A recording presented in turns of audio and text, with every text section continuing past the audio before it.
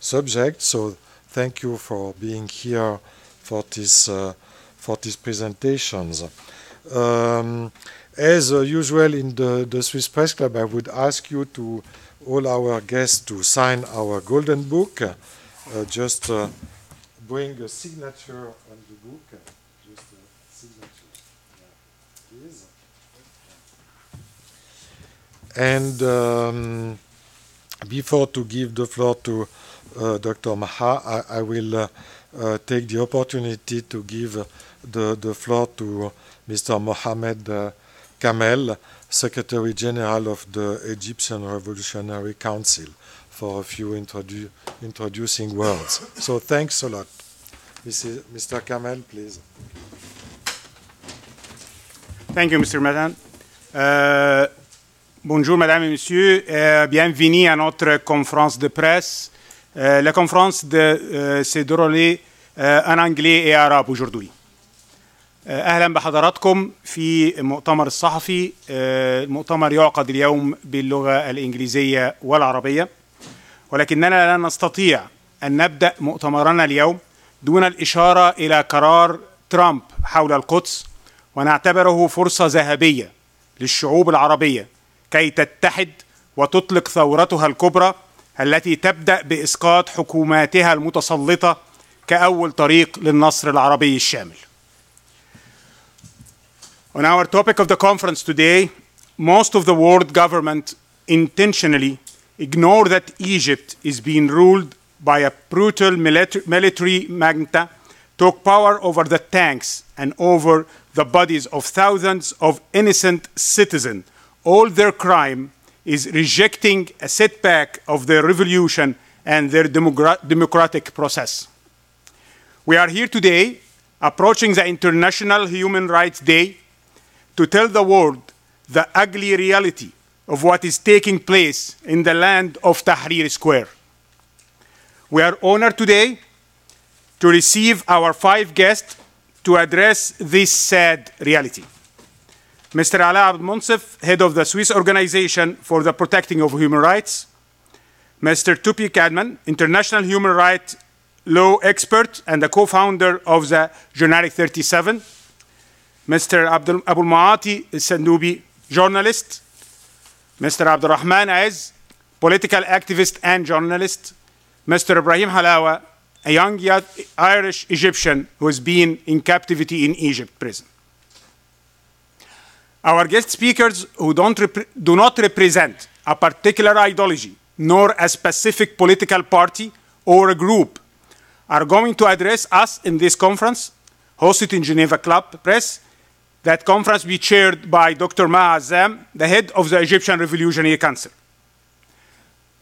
The Egyptian Revolutionary Council is an organization that has brought together Egyptian citizens and movement that share in common a belief in the principle of the January 25th revolution, irrespective of their political view, to work together to bring an end to the military regime and to work to establish a democratic and civil state that uphold the rule of law and respect human rights. We believe in working for the political and economical prosperity of the Egyptian people, a prosperity that cannot be achieved under this kind of dictatorship, tyranny, and corruption that manifests itself through the current regime in Egypt. Before giving the floor to Dr. Maha Azam to chair the conference to start, we would like to present you a 2-minute Human Rights Watch movie. Thank you.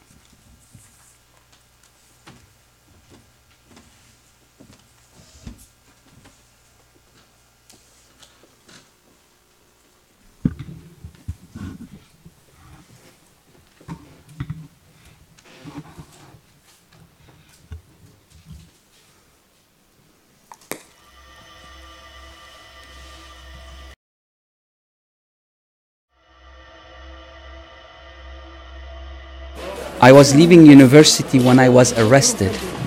They threw me inside the car. We went to the police station. They stripped me blindfolded me and cuffed my hands behind my back. They started hitting me with a wooden stick. In the middle of the torture on the first day, they said, "You're going to confess on camera." Then they started the torture party. They started electrocuting me. Of course, I kind of lost consciousness. And every time they wake you up, they electrocute you again. They handcuffed me from behind and hung me from a door. My shoulders felt like they were coming out. He put pliers on my nail and pulled my nail out from its roots. I could see the flesh inside. They sexually assaulted me with their hands. Then they put a stick in me. They said, "You think you're a man? Now look at what we're doing to you." The third day was the grill party. They brought a stick and hung me upside down, and then they started electrocuting me everywhere. I said, "I'll tell you whatever you want me to say." I stayed in this police station for 46 days. No matter how much I tell you, I will not be able to give you a full idea of what happened.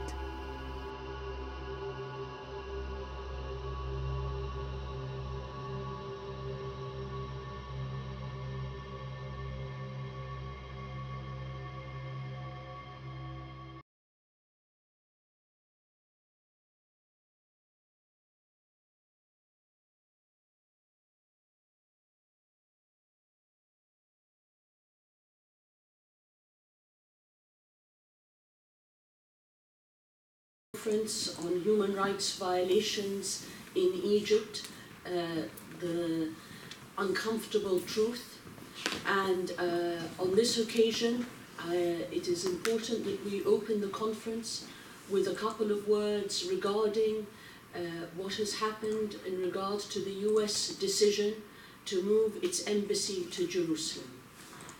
We condemn in the strongest terms this violation of the rights of the peoples of the region, the rights of the Palestinian people.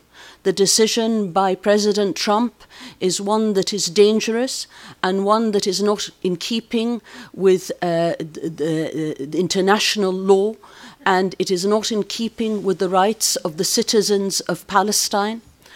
What we are seeing is a move that has come at a time when there are Jewish settlements in Palestine, continuing violations of Palestinian rights, and there is no justice for the Palestinians. The cause of Jerusalem is a cause that goes beyond the Palestinians. It affects all Arabs and Muslims. It is a city that is at the very heart of stability and peace in the region. We therefore condemn in the strongest possible terms the decision that has been taken, and we urge all free-loving people to stand against this decision, and we put full responsibility on the governments and regimes of the region, the Arab regimes that have allowed this to happen, despite their condemnation, despite their words. Their weakness has allowed President Trump to make this move, and we therefore urge the peoples of the region to stand up for their rights. Thank you very much. Let me now proceed to open the conference officially, the proceedings of the conference. But before I hand over to our distinguished panel, I'd like to say just a few words about the situation in Egypt as an introduction. The continuing violations in Egypt that have called upon us to hold this conference today is due to not only the continuing violations, but the very fact that these violations are systematic and premeditated and happen with the knowledge of those in the highest authority of the state, from the president to those who are in positions of authority. General Sisi and his security forces and his tool now, which is the legal system, the judiciary of Egypt, all function in order to enforce the military state's decisions, which are not in keeping with any kind of respect for the rule of law or human rights. What we are seeing in Egypt today is the establishment of one of the most tyrannical systems in the world. What is happening today in Egypt requires the international community, the United Nations Human Rights Council, and the United Nations Commissioner to stand up to what is happening and to take speedy action in order to stand up against the human rights violations happening in the prisons of Egypt, the disappearances, the rape of men and women, the arbitrary detention of thousands. Now we are talking about over 60,000 political prisoners that come from all walks of life. Students, lawyers, doctors, elected members of parliament, and the elected president of Egypt, Dr. Mohamed Morsi. As we gather here today in Geneva, the press conference is only the beginning of various steps we are going to take while we are here in Geneva, and we want to shed light on the predicament that we face as citizens of the world and as citizens of Egypt as to the level of abuse that is happening and to which the international community has remained silent. All Egyptian citizens now are in danger because the Egyptian regime does not distinguish between ideologies. It does not differentiate between men and women. It is out to quell all voices that speak out, and it is now endangering the life of the elected president as well. And we want to shed light on the fact that President Morsi today, in detention, is suffering diabetic comas. He is losing his eyesight, and he is existing in conditions that can be described as a slow and systematic death that is being pursued by the military regime. All official bodies of the United Nations need to speak out. We, as citizens of the world, need to speak out against these violations loudly and to ensure that action is taken swiftly. Thank you very much indeed. Let me now turn to our first speaker, Ustaz Ala. تفضل حضرتك.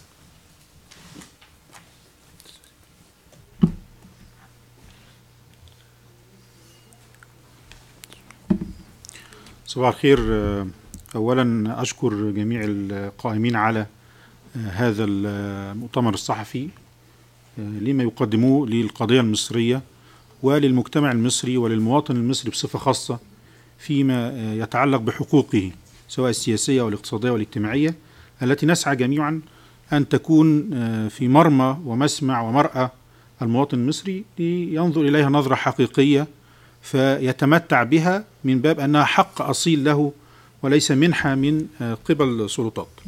بالتأكيد أكرر قبل أن نبدأ في أي حديث عن الحالة الحقوقية في مصر يجب أن نذكر الحالة الحقوقية في القدس وما يتعرضون له من انتهاكات، آخرها ما يتعلق بقرار الرئيس الأمريكي دونالد ترامب والذي يعد انتهاك صارخ وتحد صارخ للقوانين والمواثيق الدولية وقرارات الأمم المتحدة التي تسعى إلى فرض حالة سلام، ولكن للأسف الإجراءات التي تقوم بها السلطات الأمريكية وآخرها القرار الذي صدر بالأمس يقول لنا أننا أمام تقويض لعملية وفكرة ما يسمى بالسلام ما بين الدولتين، وهذا أمر خطير.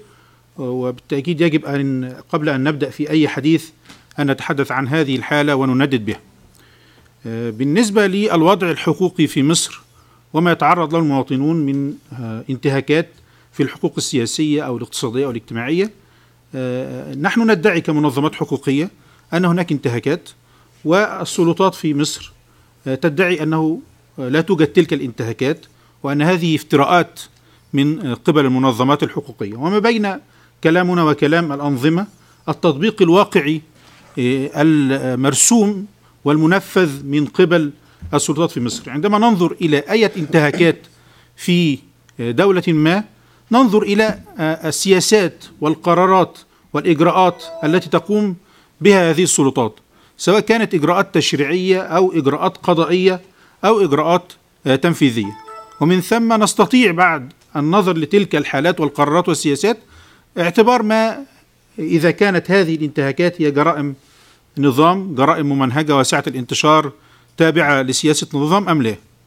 نحن نتحدث منذ 3/7/2013 حتى يومنا هذا عن منهجية، ليست أخطاء وليست انتهاكات فردية. نحن نتحدث عن منهجية في الانتهاكات والجرائم التي تتم، وبالتالي مسألة هذه المنهجية تضعنا أمام هل الجرائم التي تتم سواء بالأرقام الموثقة الثابتة التي أرسلت إلى الجهات سواء المعنية محليا أو المعنية في المجتمع الدولي كالأمم المتحدة واللجنة الإفريقية والإجراءات المنبعثة منها، هل هي تصب في مسألة أن الجرائم في مصر أصبحت ممنهجة أم لا؟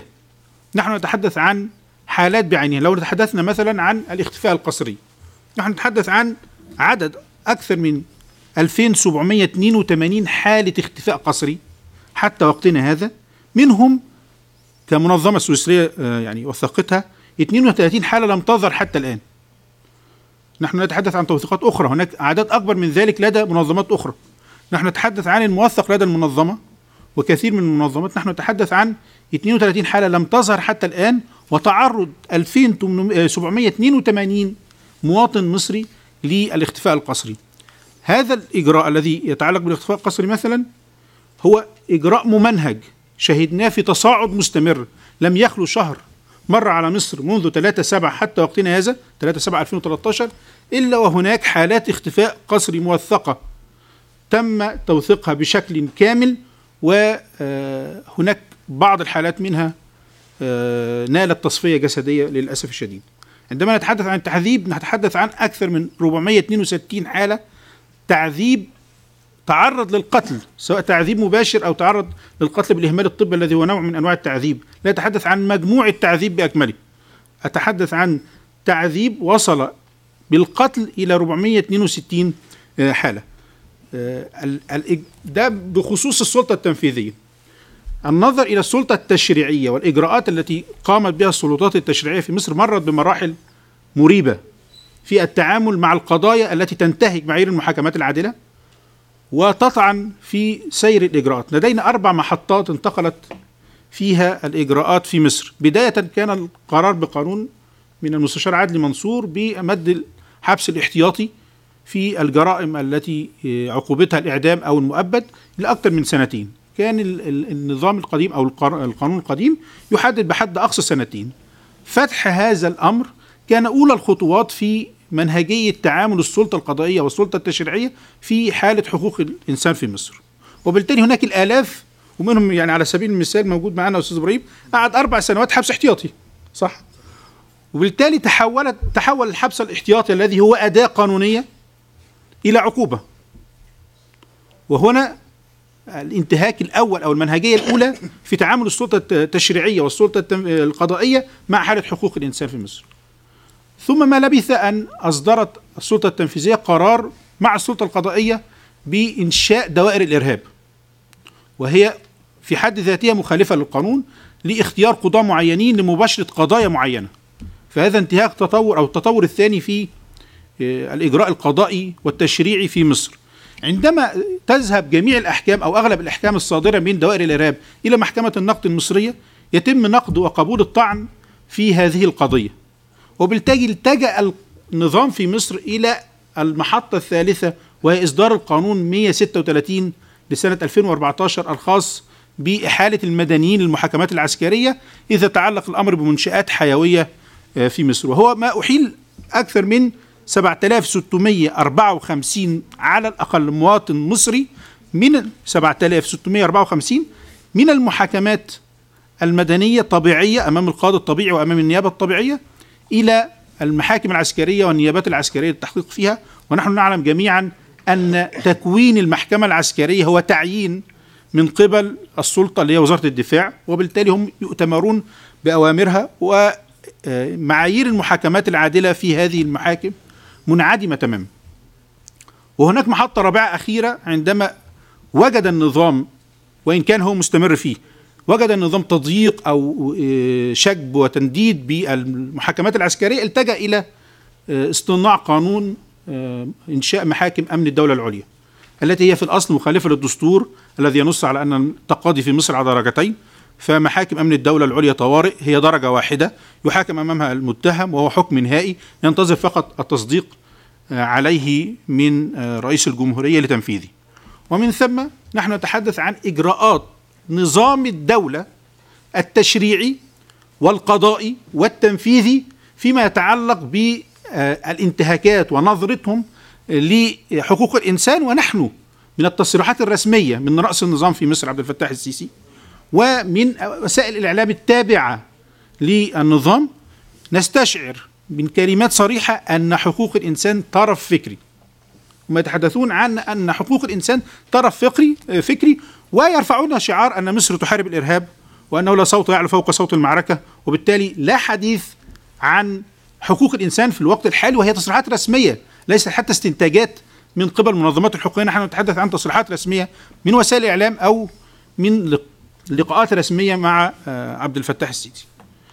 هذا الأمر سواء الإجراءات المتعلقة بالسلطة التنفيذية التشريعية القضائية تقول أن سياسة الدولة في مصر تتجه نحو العمل الأمني فقط كأداة وحيدة للتعامل مع المعارضين بشكل خاص وعموم المجتمع المصري في حقوقه الاقتصادية والاجتماعية بشكل عام.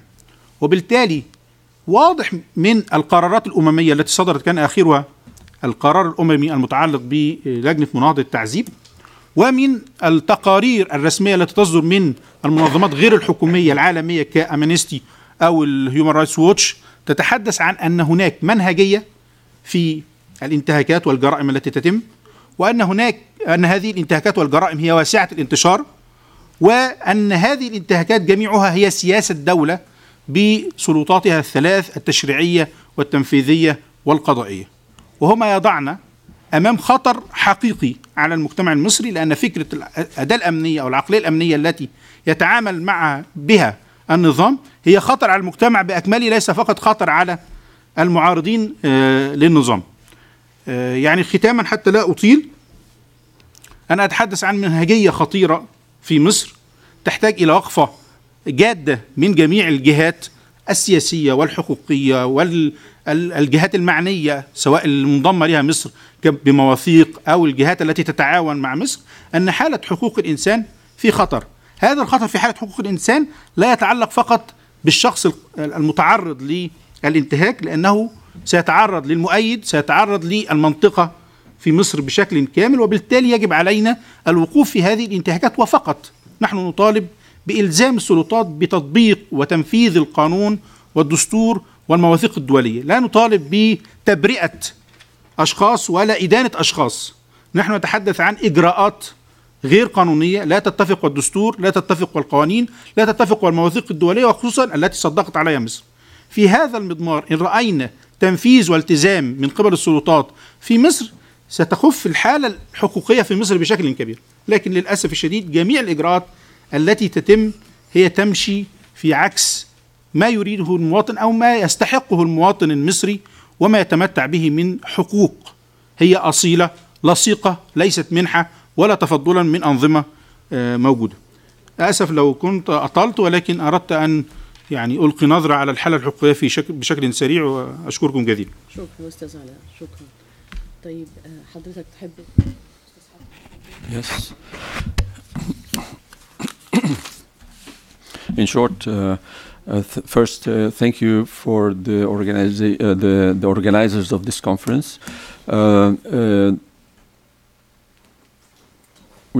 We're talking here about rights, human rights that has to be defended in all cases, but we cannot start talking about that without naming the decision of President Trump, who is seemingly forcing a state of peace against all the rules of international law and human rights. This we condemn. The authorities in Egypt have been using different methods, lawmaking or different executive measures to go against the laws and the principles of human rights. We have in Egypt constant and a huge number of breaches of law put in a system. We have about 3,000 forced disappearances which is happening every month. There are some cases of forced disappearances in Egypt. Some lead to formal bodily liquidation, killing. We have torture. We have different types of torture, among which the medical measures taken in wrong way, or failure to take give medical care to the arrested. We have around 500 cases of murder this way until now. The systematic use of these measures against the opposition is really a big problem.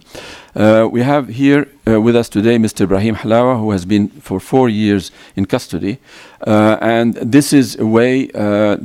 His case is giving us an idea about how the judicial is in mascopy with the military and the executive ways of circumventing the rule of law. Civilians are also sent to military courts when the sitting regime have started to send civilians to military court.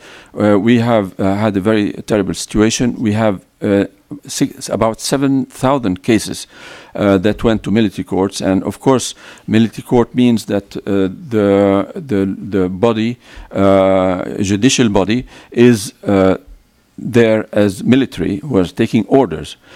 So there are no rules of justice in this kind of courts. And when these courts were ridiculed, the government, the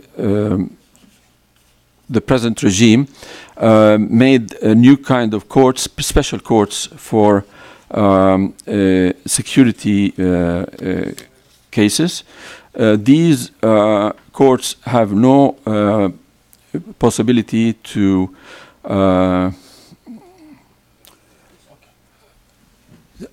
there is no way of overruling these courts. Their decisions are definite, and no social and human rights in Egypt are now functioning. We have had the United Nations and major institutions in the like Human Rights Watch and the similar have documented all these breaches of law, and this is dangerous not only for the people who are in opposition. It is a situation where the human rights are not followed, and this is a danger to the whole population, to everybody who can be by somehow accused without any reason. There is also the use of the accusation of terror to circumvent the human rights, and this is something we condemn. This is as far as I can remember all what has been said. Thank you.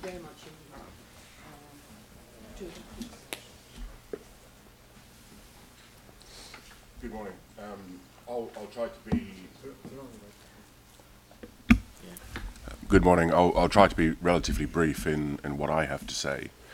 I'd like to start first of all with a statement that Egypt gave just 2 days ago in the Human Rights Council, supporting a resolution in relation to the Rohingya, when it said that those responsible for crimes committed against the civilians should be held accountable. And I think that's an important statement to make. It's regrettable that it wasn't made in relation to its own actions, but in relation to the actions of another state. But what we're looking at the moment is a deteriorating situation, with crimes being committed on a daily basis. We have heard of disappearances, we have heard of torture, extrajudicial killings on a truly massive scale that has been compared to crimes against humanity, and they are crimes against humanity. And ordinarily we would see such a situation in front of the International Criminal Court. Regrettably, Egypt has refused to ratify the Rome Statute of the International Criminal Court, and so the International Criminal Court has no jurisdiction to deal with these matters, and that is truly regrettable. But I think we have to have some hope that justice will one day find its place, and that those who are responsible for these crimes will be held accountable. We've seen very recently General Ratko Mladic held accountable, receiving life imprisonment for his crimes in Srebrenica, Sarajevo, and around Bosnia-Herzegovina. So we have to hope that the same fate will fall for Sisi and those that surround him, those that are responsible for these crimes. We've also heard that the courts are being used by the military regime, and we see that that is a tool which is being increasingly used by autocratic and dictatorial regimes. For that, let's look back some years. Another regime used judges to target civilians. During the Second World War, the Nazis used the courts and the judges to target Jews. Those judges were put on trial at Nuremberg at the end of the Second World War. So the fact that judges are being used to carry out these sentences by targeting political opponents does not mean that they will escape liability. Those judges that are part of the system can and should be held accountable. And it is important that we stress that. We have seen, I have experienced myself with, over the past few years, this huge deterioration in the rule of law and any prospect of any democracy emerging in Egypt. Ibrahim Halawa will be able to speak about his own experience. I myself also represent two other journalists in Egypt currently who remain in detention 4 years without being tried, who were in Egypt for carrying out their professional obligations as journalists. Shorkan has become one of the most prolific cases because of his own personal situation, the very serious health concerns that he has, and we also have Mahmoud Nabi, who has been in prison for 4 years. Those two cases I will be continuing to raise with the UN Office of the High Commissioner and the Special Procedures this week. But we'll also focus on the case of the democratically elected president, Dr. Morsi.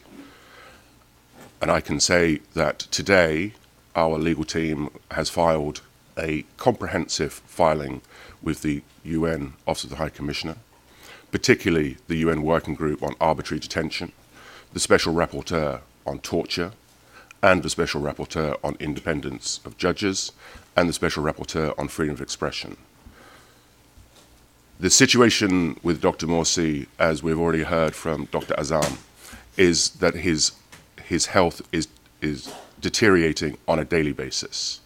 It has become so serious that it is quite right to say that that treatment constitutes torture, that it is the intended acts of those that continue to detain him, continue to refuse to provide him with adequate medical treatment that constitutes torture that could result in his death.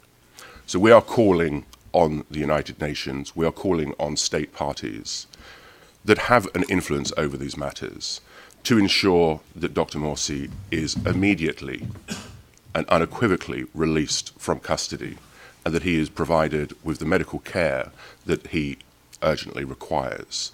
That is one of the very strongest recommendations that we can make. And of course, Dr. Morsi is one of 60,000. I've mentioned the case of the other two journalists. There are thousands that have disappeared. Torture is being practiced, as we've seen through the Human Rights Watch video, in every case. There are extrajudicial killings.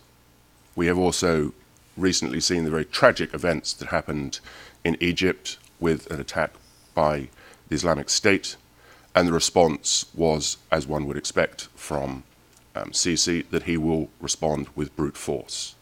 That is not how you re-establish the rule of law. That is not how you stamp out terrorism, as we have seen in many states. And I'll conclude with one remark from one of our most senior judges in the United Kingdom that came about as a terrorism case post-2011.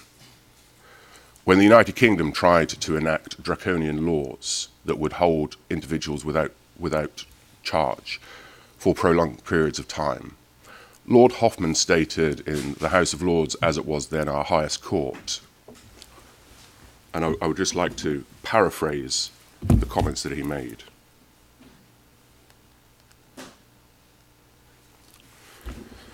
The threat to the life of the nation, in the sense of people living in accordance with its traditional laws and political values, comes not from terrorism, but from laws such as these.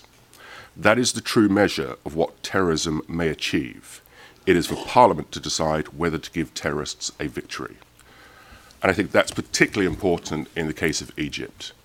What Egypt now needs is a strong leader, a strong democratic leader, who is democratically elected by the people of Egypt, not imposed by the international community, and not through a military coup. That is one of the most urgent needs that the international community needs to respond to. Without that, the chaos will continue, terrorist attacks will undoubtedly continue, and young, disaffected youth will continue to be drawn to extremist groups. And that is the real threat to the nation, and that is something that needs to be desperately addressed. We are at a stage where human rights protection and the role of the international community is at its lowest. We've already heard the catastrophic decision that was made by Trump yesterday, which I add my own voice, that it is an absolutely deplorable act that has nothing to do with peace and stability. But we also have the problem with dealing with crises around the world, and which, unfortunately, Egypt is only one part of. But let's not lose sight of the situation in Egypt while focusing on other situations, such as the Rohingya. All of these situations need to be given the same level of attention. As I've said, we're talking about thousands and thousands of civilians that have not participated in acts of violence. They are merely political opponents, and we need to urgently address that. Thank you very much.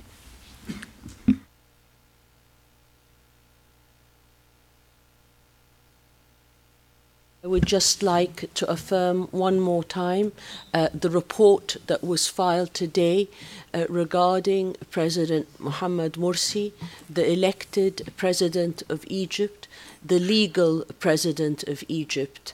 And this was filed today by Mr. Toby Cadman, and I'd like you, Toby, just to affirm that again and who the report went to. Thank you. Yes, please. Yes, I can confirm that this morning the petition was filed on behalf of Dr. Morsi by our legal team at Guernica 37. The report has been filed with the UN High Commissioner himself. It has also been filed with the UN Working Group on Arbitrary Detention, because our position is that Dr. Morsi continues to be arbitrarily detained. Of course, he has been detained as a result of court rulings, but when the trial process constitutes a flagrant denial of justice, as it does in this case, then any custody that stems from that is to be considered arbitrary. It has also been filed with the Special Rapporteur on Torture because of the withholding of medical care constitutes torture. It has also been filed with the Special Rapporteur on independence of judges because, in our view, the judges that have presided over his trial and many other trials lack the necessary independence and impartiality to be considered a court of law. And, of course, we have filed with the Special Rapporteur on freedom of expression because many of Dr. Morsi's case, as with many of the other cases, relate as a result of political opinions. We will also be filing the a summary of that petition with a number of other bodies, such as the European Parliament and the European Union, with the UK government, and the US Congressional Tom Lantos Human Rights Commission that just yesterday held a session dealing with the deteriorating human rights situation in Egypt. Thank you. Thank you very much for that summary, and I'll turn now to Ustaz Sandoubi.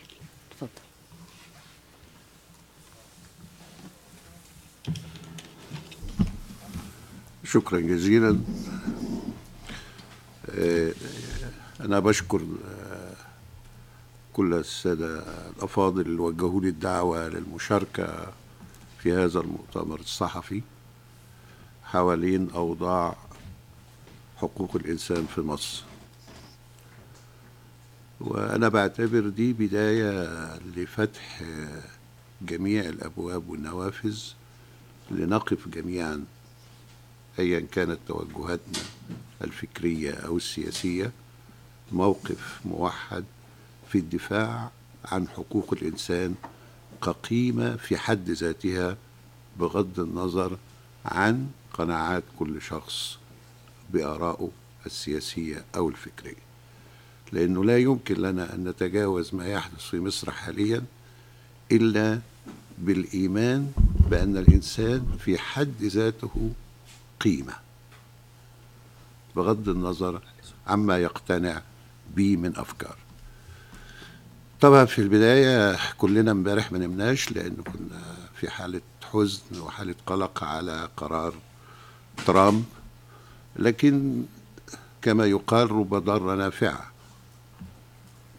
أوروبا لأول مرة امبارح، مش احنا بس، تكتشف من هو الإرهابي الحقيقي. الإرهابي الحقيقي اللي بيدفع المسلمين والعرب إلى أنهم ياخدوا مواقف متطرفة تجاه الغرب هو ترامب، مش المتطرفين فقط. وبالتالي أنا بعتقد أن العلاقة ما بين ترامب والسيسي تكشف أيضا ما يمارسه السيسي من إرهاب على الشعب المصري. نحن في ظل نظام سياسي يتجاوز كل الأوصاف والتسميات. no classification, no nomination. out. ليس انقلاب عسكري بالمعنى التقليدي، ليس حكم ديكتاتوري بالمعنى التقليدي، ليس انتهاكات لحقوق الإنسان بالمعنى التقليدي، لا، ده بيمارس أشياء لم تحدث منذ حتى نهاية آخر حكم عسكري في العالم في الأرجنتين اللي مارس سياسة الاختفاء القسري وسقط سنة 83. بيعيد ظاهرة الاختفاء القسري لتاريخ العالم اللي انتهت عمليا، وبيعيدها بشكل لا يمكن لأحد يتخيله. بيعيد ظاهرة ارتكاب جرائم، مش جرائم فردية، جرائم جماعية، بمعنى أننا في تصوراتي احنا ممكن نتكلم على سياسة أبارتهيد، بوليتيكال أبارتهيد، نوت إثنيك أبارتهيد.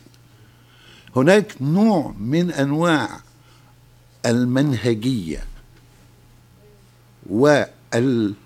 والانتظام في ممارسة كل أشكال الانتهاكات لكل أبعاد الإنسان. حالة ريجيني تثبت هذه الحالة. حالة ريجيني تتضمن 3 أوصاف: تعرض لاختفاء قسري، تعرض للتعذيب، تعرض لقتل خارج القانون. وهذه القضايا ال3 هي المآسي الحقيقية اللي بيعيشها كل الشعب المصري حاليا. ولذلك لم يكن غريبا ان ريجيني قالت التعبير الشهير بتاعها ان هم تصوروا انه تعاملوا معاه كانه مصري، لانه فعلا ريجيني بقى مصري فعلا. وبالتالي هنا رفض السيسي للكشف عن قتلة ريجيني وده للأسف الشديد الذي لم تفهمه الحكومة الإيطالية، ولغاية الوقت في انتظار إن القاتل يقف قدام عيلة اللي قتله ويقول لهم أنا اللي قتلته. السيسي والأجهزة الأمنية المصرية هي اللي ارتكبت الجريمة، وكل العالم يدرك هذا. لكن الاعتراف بجريمة ريجيني معناه عمليا فتح الملف لكل المصريين الذين تعرضوا للاختفاء القسري وللقتل خارج القانون وللتعذيب، وبالتالي لن يتم حل قضية ريجيني، لأن معناه أن الخيط ده يتفتح ويتمد لكل الحالات المصرية الأخرى. هنا في ظاهرة الإطار اللي أخطأت فيه الحكومة الإيطالية وأخطر فيه حتى كمان، واسمحوا لي أوجه نقد حتى لمنظمة العفو الدولية الفرع الإيطالي، الشعار اللي طلع لا فيريتا بالريجيني، الحقيقة من أجل الريجيني.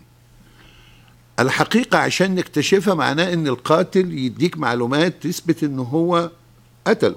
طب اذا كان القاتل لو اداك المعلومات دي هيبقى هو متهم، طب ازاي اداها لك؟ وبالتالي هنا فتح باب الانتظار قدام الرأي العام ان احنا منتظرين الحقيقة. طب الحقيقة هتظهر امتى؟ المفروض ان كان هذا الشعار يكون شعار محدد بوقت معين بزمن محدد، وفي حالة ان هو مش هيقدم القتلة بتاعت ريجيني يبقى بالتالي طبيعي جدا ان يبقى في قائمة اتهام مقابل ده. الحالة الثانية الخاصة هي حالة الاختفاء القسري. الاختفاء القسري في مصر تجاوز به السيسي كل ما كان يتوقعه اي واحد مننا. السيسي يتجاوز النموذج الارجنتيني في ممارسة الاختفاء القسري. أنا بعتبرها جريمة دولية وليست جريمة مصرية فقط. وهنا كل منظمات الدولية سواء في الأمم المتحدة فشلت تماما في مندوب السكرتير العام للأمم المتحدة لقضايا الاختفاء القسري قدم للحكومة المصرية أكتر من مرة عشان يجي يزور مصر عشان يعرف ظاهرة الاختفاء القسري، تم رفض الطلب. ولما جه الأستاذ إبراهيم متولي رئيس منسق رابطة أسر ضحايا أسر الاختفاء القسري يسافر هنا ويجي جنيف عشان يعرض على مبعوثية الأمم المتحدة هنا الوضع بتاع الاختفاء القسري، منعوا وقبض عليه في مطار القاهرة.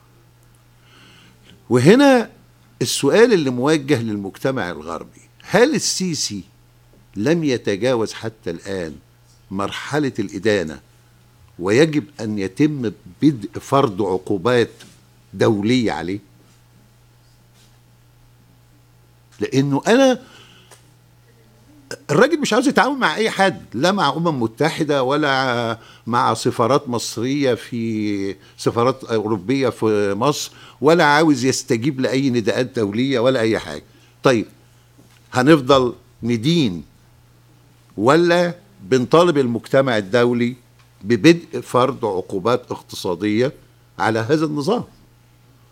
أنا في توقعاتي إن احنا نحشد نفسنا لإقناع أكبر عدد ممكن من منظمات حقوق الإنسان في أوروبا، وأيضا بعض السفارات وبعض ممثلين الدول الأوروبية، بأن اتفاقية الشراكة المصرية الأوروبية مع مصر يجب أن يعاد النظر فيها طالما عملية انتهاكات حقوق الإنسان حتى الآن لم يتم إيقافها أو حتى التخفيف منها. وأعتقد الأوروبيين دلوقتي واعيين كويس جدا إن فكرة محاربة الإرهاب بأن السلطة تمارس الإرهاب ضد المواطنين أصبحت نظرية بالية وأصبحت مكشوفة. هو بيمارس الإرهاب ضدنا لمنعنا أصلا من التعبير عن الحرية. ولذلك أنا بعتبر أن القضيتين الاختفاء القسري وقضية ريجيني هم في جوهرهم بيعكسوا جوهر نظام خارج عن كل التوصيفات المتعارف عليها بالكامل. وأنا أعتقد أن أوروبا تتحمل مسؤولية سياسية خطيرة في دفاعها عن قيم حقوق الإنسان وفي نفس الوقت بترتبط بهذا النظام السياسي الفاشي اللي بيمارس كل هذه الانتهاكات، بل بيتم عمل معاه زيارات والى اخره. وشكرا جزيلا لكم. شكرا.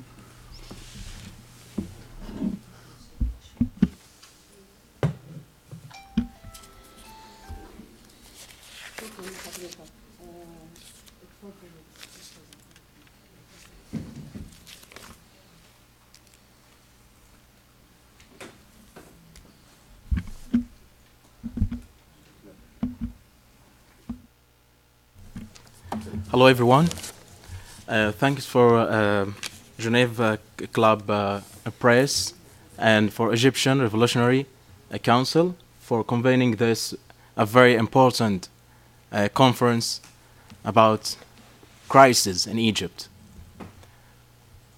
Egypt now is experiencing a worst human rights violations in its modern history.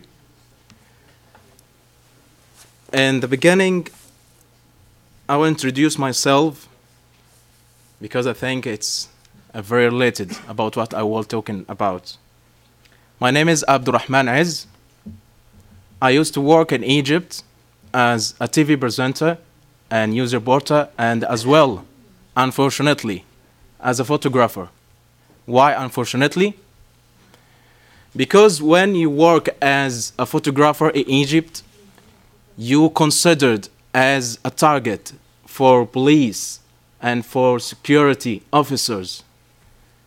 Working as a photographer in Egypt, even as a journalist, is a very dangerous job these days. In January 2011, when youth took the streets and brought down Mubarak regime, I was there as well. I was doing my job and also try to express my voice against this brutal regime. On 28th of January, on the town near to Tahrir Square, I do believe you remember these days. I was there, and I have been shooted in my right eye with a brutal police officer, and the pellet is still inside my eye right now while I'm speaking. This is a very good symbol, but there is more worse than this. There is many of journalists lost their lives because just doing their job. Try to say the truth. Try to bring the information, or just try to transfer people demands and dreams. After days after the first elected president or elections in our history of Egypt, when Mohamed Morsi came in power, after just 1 year, the army came again and they killed our dreams of freedom, of independence, of justice. People against military coup, they were in streets for 48 days and just protest peacefully against this brutal regime, brutal military coup. And in the fourth eighth day, and 14th of August 2013, there was a massacre. It's called Rab'a. Why? Why it's massacre? Because it's this day, in 6 hours, the regime and the police under the rule of Abdel Fattah al-Sisi killed more than 1,000 citizens, peaceful protests, including whatever exists in this place and this time. In this place, I lost many of my friends, even political activists or journalists. And this day, remember this day, in this day, 14th of August, I lost my friend, Habiba Abdelaziz. She was a journalist in Gulf News. She shot it in her head directly from a sniper. I lost Mus'ab Shami. And my colleague in my TV, Ahmed Abdel Jawad, he was correspondent and he was killed. And there is another person, another journalist, he was a correspondent from Sky News, who was called Make Dean. Make Dean worked in several and many countries with very dangerous places like Libya or crisis in Palestine. But where and when he killed? He killed in Egypt in this day, 14 of August 2013. We don't have war. We don't have a civil war. We just have a military coup. While I'm talking in front of you now, I'm a political refugee in UK. Why? Because in the same reason. Because you can't work in Egypt. There is 14 TV shut down after military coup. There more than 250 journalists has been arrested after military coup till this moment that while I'm talking now. While we are here, there is 89 journalists in jail with a very, very bad conditions. There is no medical treatment. There is no proper medical treatment. There is no justice trial. I will just give an example for this. There's Ismail Iskandarani. He is a journalist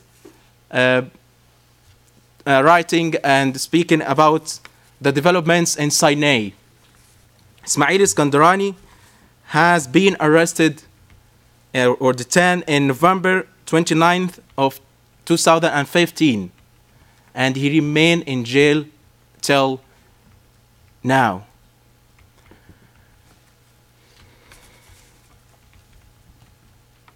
Not just this, we're talking about a worst conditions, a worst behaviors from this proto-regime.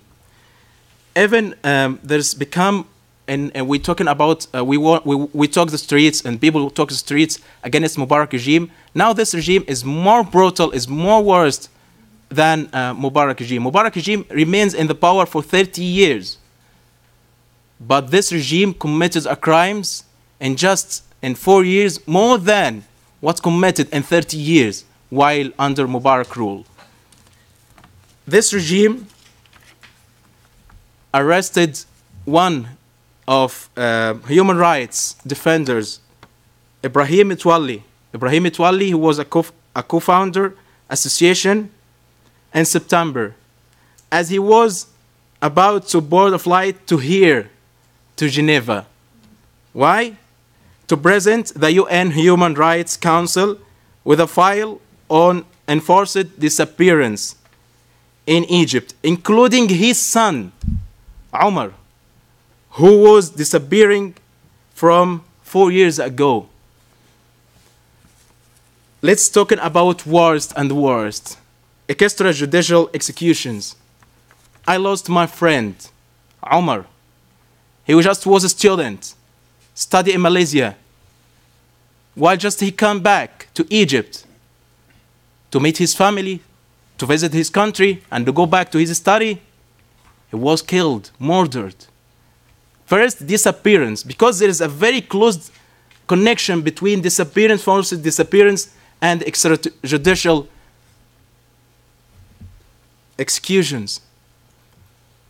His family just lost him, tried to report his disappearance, and 10 days later, they found his footage from Minister of Interior, spread his footage with his friends, with others, and he shot it in his eye from zero space. Mahmoud Hussein, he is a journalist in Al Jazeera. He just go back to his country to visit his family, and he intends to go back to his job in Qatar, which is where he based. He was detained from 1 year now. Why? Just because he is a journalist. This is what's happening now in Egypt. I do believe that international society, the people who are concerned about freedom of expression, freedom of express, they have to show a serious concerns about what's happening now for journalists. There is no different voices. There's just one voice.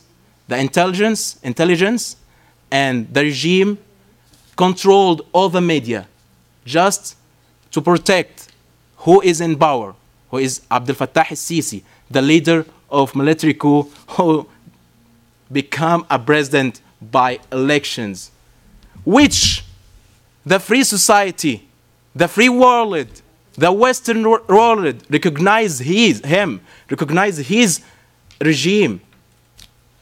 Really shame. It's really shame. Before, when I was young, I heard about democracy and the freedom. Yes, we can. Obama's slogan on his campaign. So we said in Egypt, yes, we can as well. We pro-democracy. We pro-freedom. We need peace. We need justice. And we dreamed and we got it. We brought Mubarak down by peaceful demonstrations, by blogging, by go to social media and expressing our opinions. And then this is what happened after military coup. So where the free world? Where the people who concerns about the freedom of expression, the freedom of press, the freedom of protest? Nothing.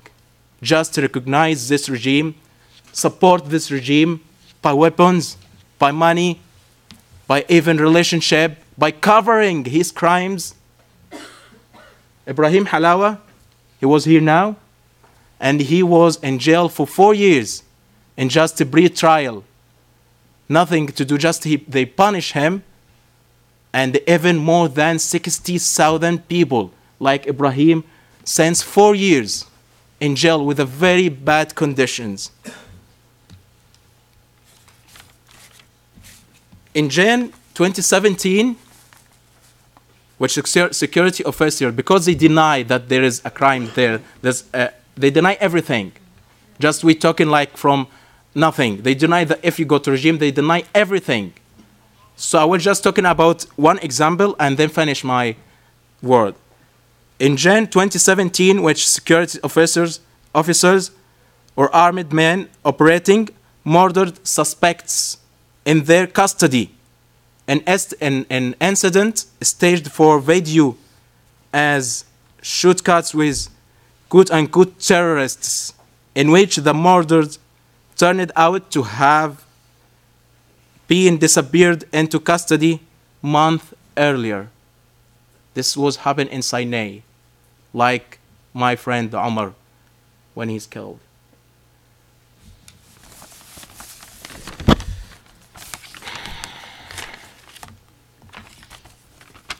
We just need peace. We need justice. We need to live as any human live in your world. It isn't enough to simply talking about democracy and freedom and justice when we must believe in it. And also it is not enough to just believe in it. We need to work on it. Together, we need to work in justice and freedom. We request now immediately release of 89 journalists and more than 60,000 political activists. They are jailed in Egypt from 4 years since the military coup in July 2013. We will work on this together. Thank you.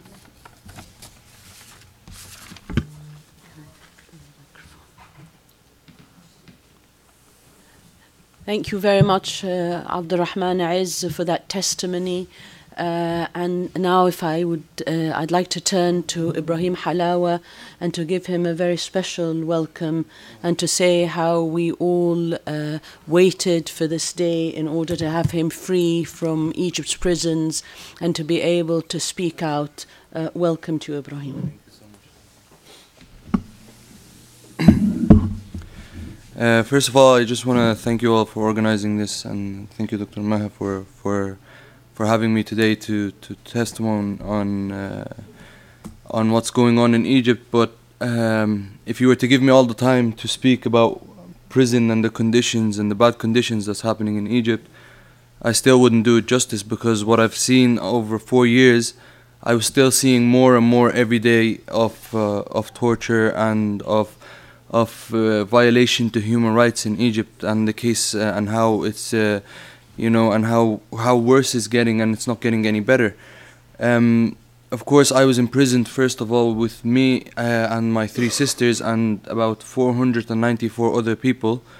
We were taken from Al-Fath Mosque 2 days after the Rab'a massacre, which of course they were intending to kill us, but they didn't do so because for media purposes.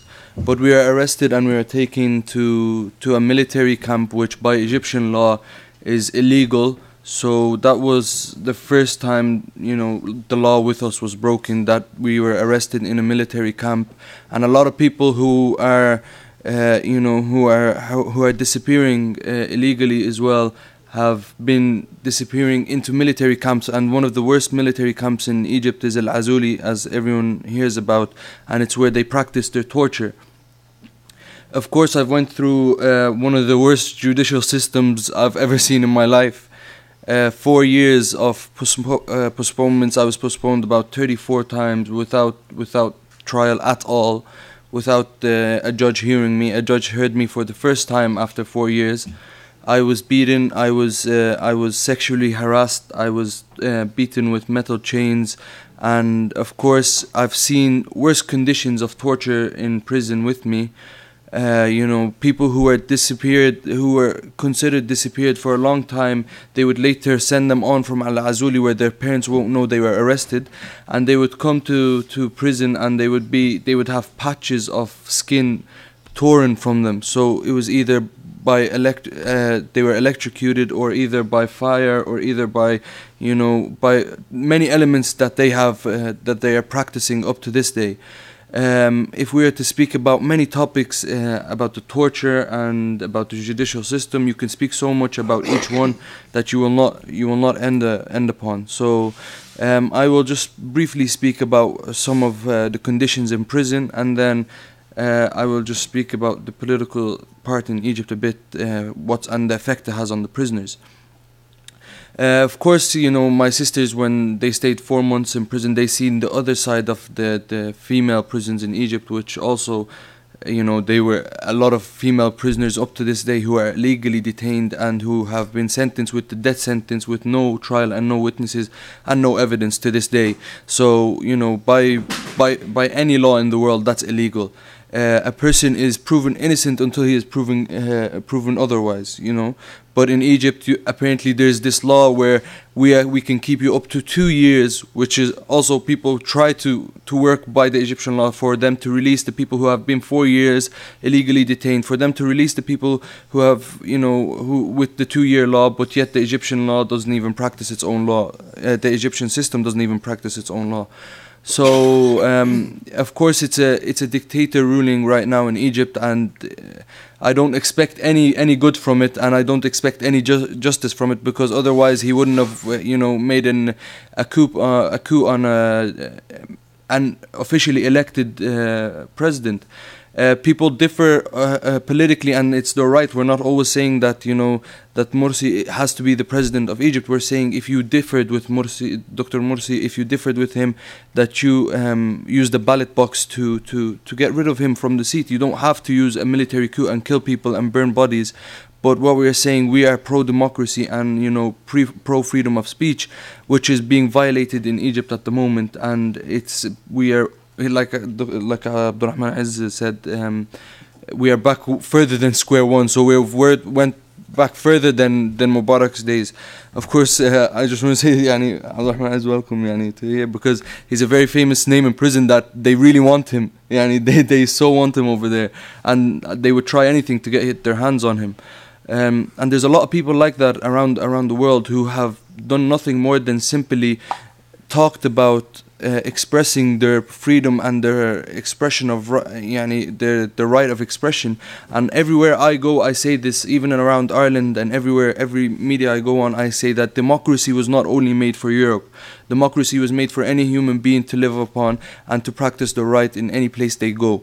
It's not illegal to protest in another country, and it's not illegal to give your right in another country. I was an Irish citizen. I was born and I lived my whole life in Ireland, and it's my home. That's where I was raised. But when I went to extended family in Egypt to participate with people for calling upon democracy, I did nothing illegal, yet I was detained 4 years for it with no judicial system. No evidence was proven against me, and after 4 years I was proven innocent with the corrupt judicial system. Not that I say that the Egyptian judicial system is right, but after by 4 years for them to prove me innocent was one of the biggest, of course, surprises for me. That okay, they said they had to let go of me, which also I feel that there was a political interference with it. Conditions in prison, there's many different prisons in Egypt, and there's many, it's not one unified rule in Egyptian prisons. So if I'm in one prison, I will go to another prison and I will find different rules, simply because the officer in charge is the one who sets the rules and not the Minister of Interior. They say that, you know, they've had human rights to visit the prisons, and we've always seen the human rights when they're visiting the prison. We are always isolated in the part where the human rights would never visit us. The human rights would be also gone. They will go to a place where it's clean. They will put flowers and set up trees before it by day.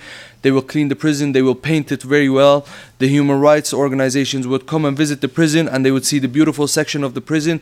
They would have convicted prisoners who are informants who work with the Egyptian police in prisons, who would go outside and play football in front of the cameras just for them to say that, look, oh, we have beautiful prisons and beautiful places. Even if you have the most beautiful prisons in the world, yet you illegally detain people, which is not right. Taking someone's freedom for no reason is simply not right to begin with. So for them to, you know, portray that they have the most prisons in Egypt is not any way justifiable for them to imprison people.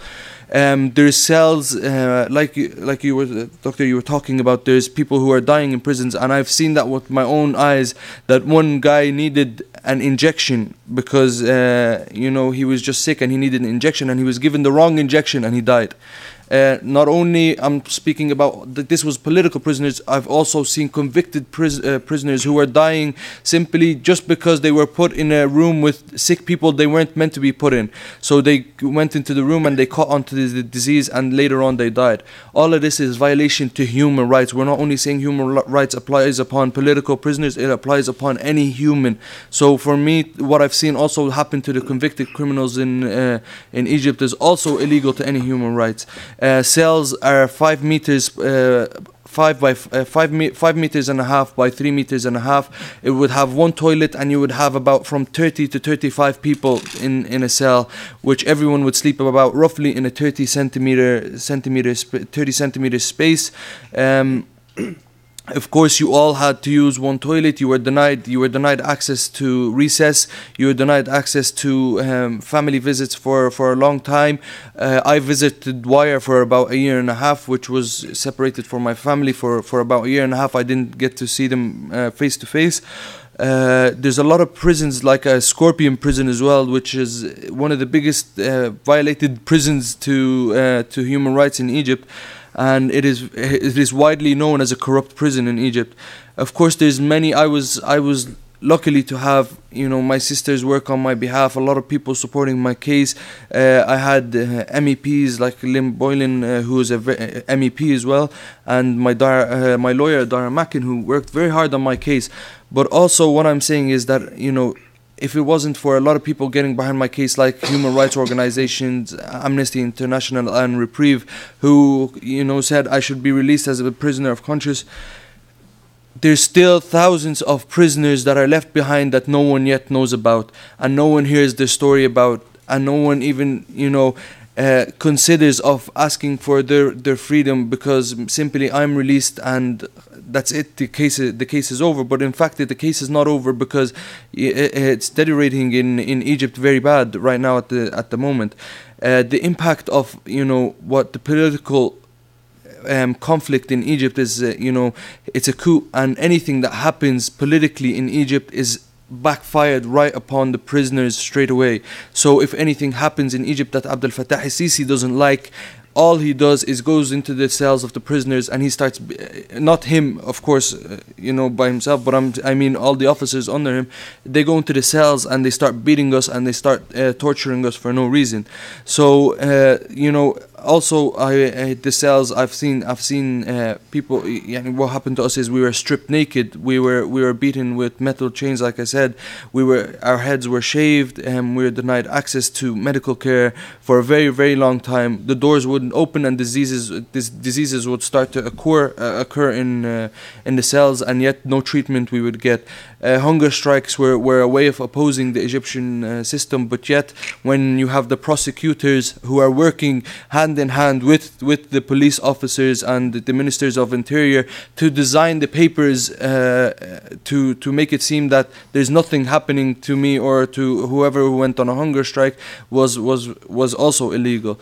Of course, like I want to say that when I went on a hunger strike, I was put in solitary confinement for them to make me break my hunger strike. And over there, I met a guy who literally had an argument with another guy in his cell.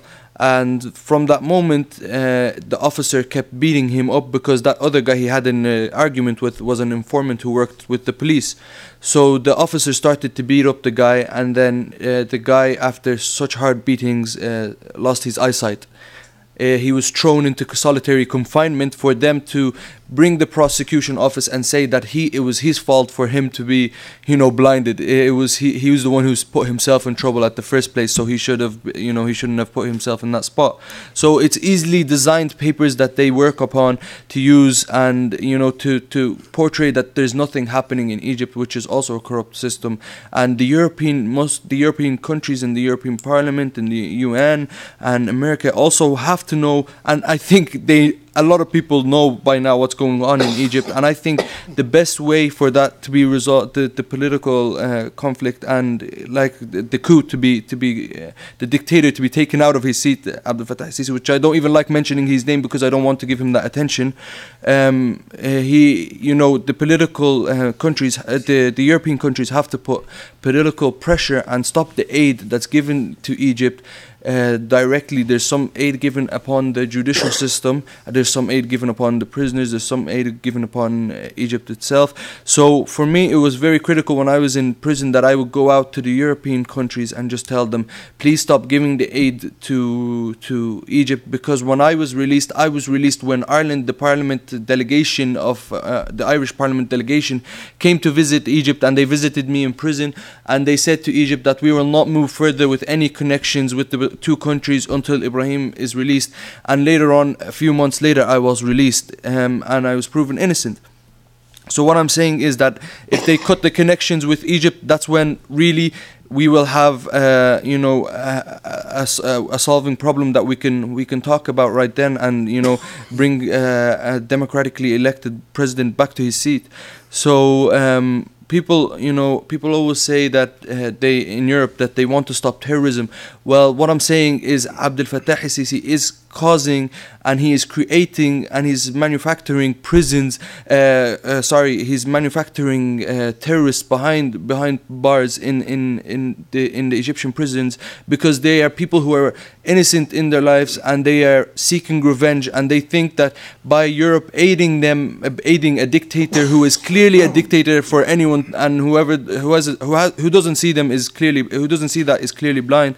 So for them to say that we have to get revenge on the European countries because they aid what happens in Egypt is also wrong. But what I'm saying is, if the Europeans want to stop the terrorism, they have to stop the system of the dictatorship that's going on in Egypt, and they have to solve the problem in Egypt as soon as possible, because Egypt can turn into a war zone like any other country that turned into a war zone, and then only then I think the European countries will start to sit, and the UN will start to sit to solve what's going on in Egypt officially. So why do we have to reach that stage to start solving officially what's going on in Egypt when we know what's going to happen if he continues on in his seat? So I think it should be solved with the pressure on the European countries, and that's a role I will play from my perspective from now on. And thank you so much for having me again. Thank you very much. Thank you. Thank you.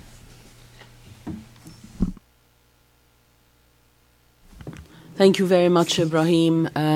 As you speak out, you're not speaking only about your own testimony, but I think you're speaking out for all the prisoners in Egypt. And I urge you to continue to do so. Thank you. I'm going to make an exception. Abdurrahman Aziz wants to say something about the protest laws, but you've got about 30 seconds.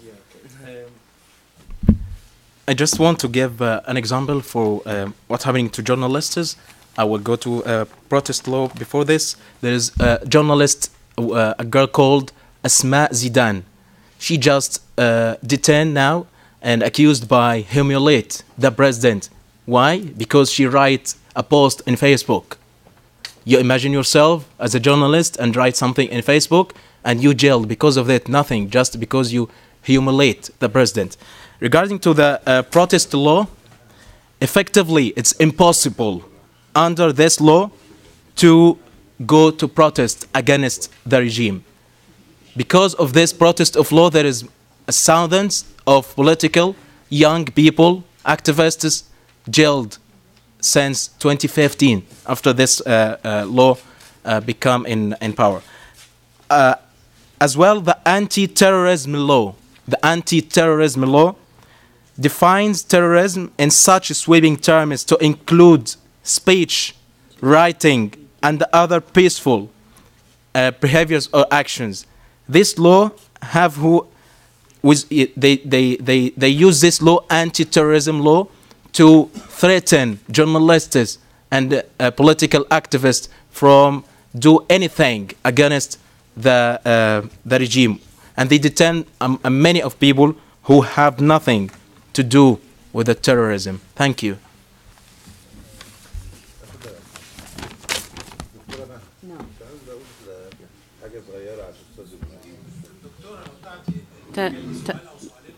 تمام، أنا لسه ما خلصناش لو سمحت. طيب 30 ثانية برضه لو سمحت.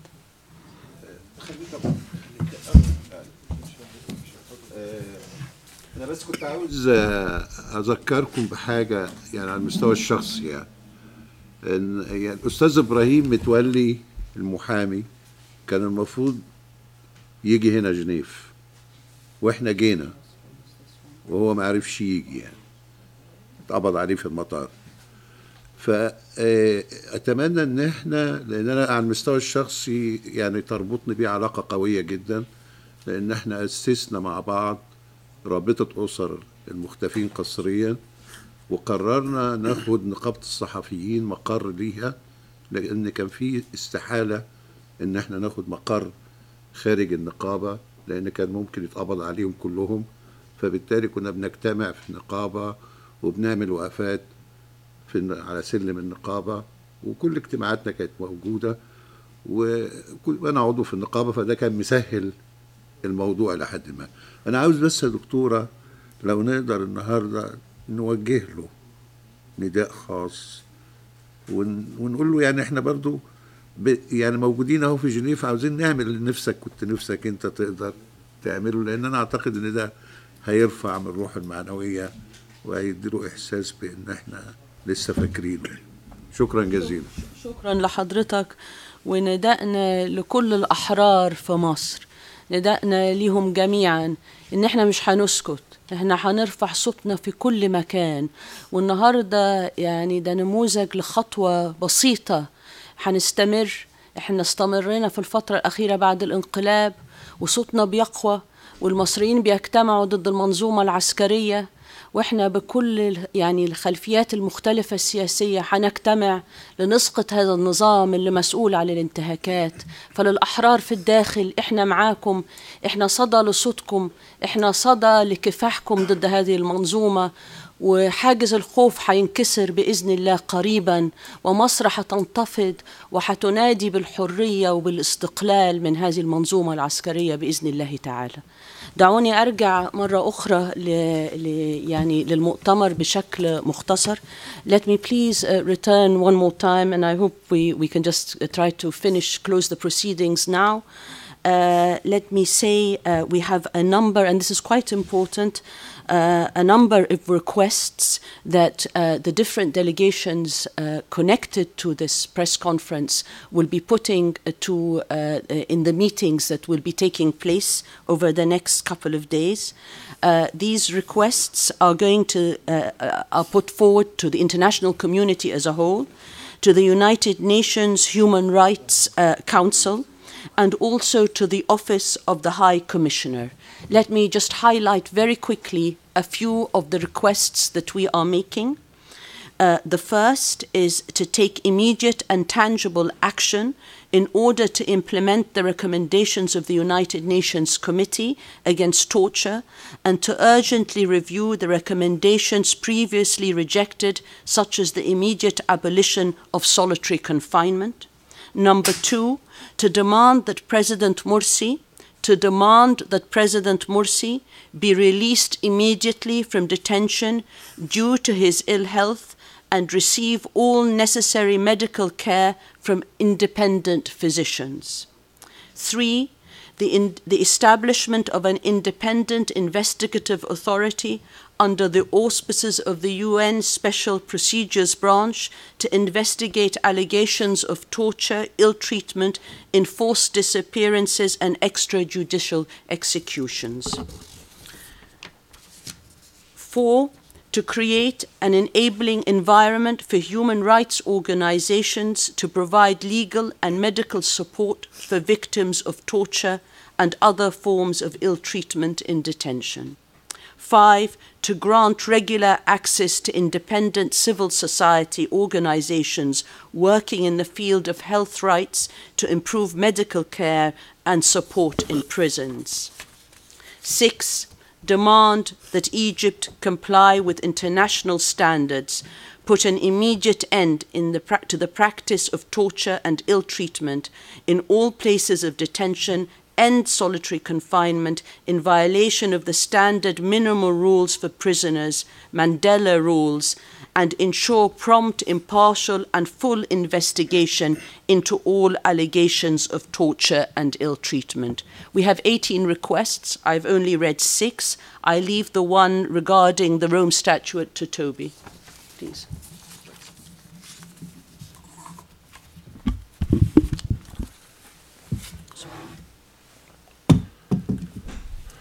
The 18 recommendations that are being made are principally to the relevant bodies of the United Nations. However, there are 2 separate requests, recommendations or demands that are being made to Egypt as well. One of them is to immediately ratify the Rome Statute of the International Criminal Court.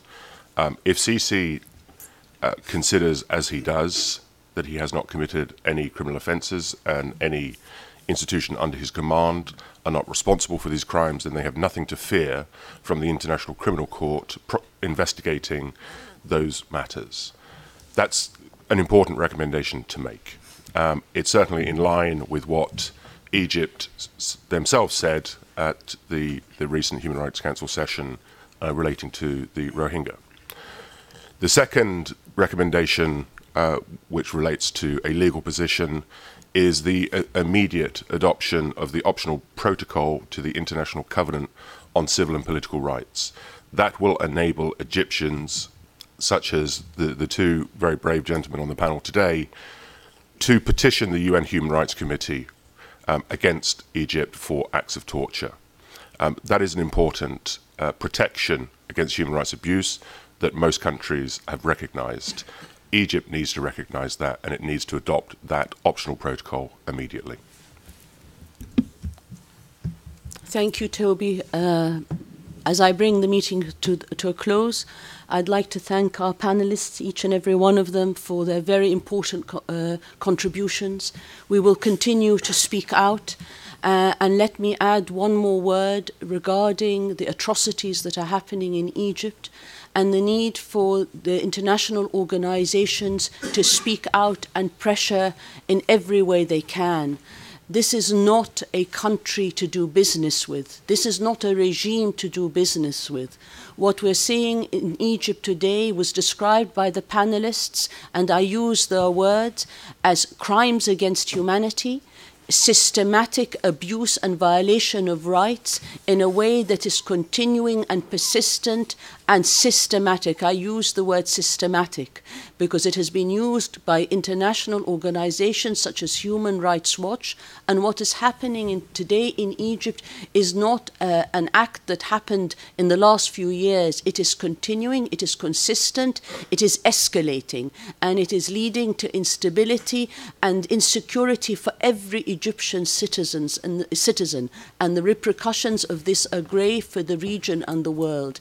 The international community and organizations that are present here in Geneva need to act now against this vile regime of General Sisi.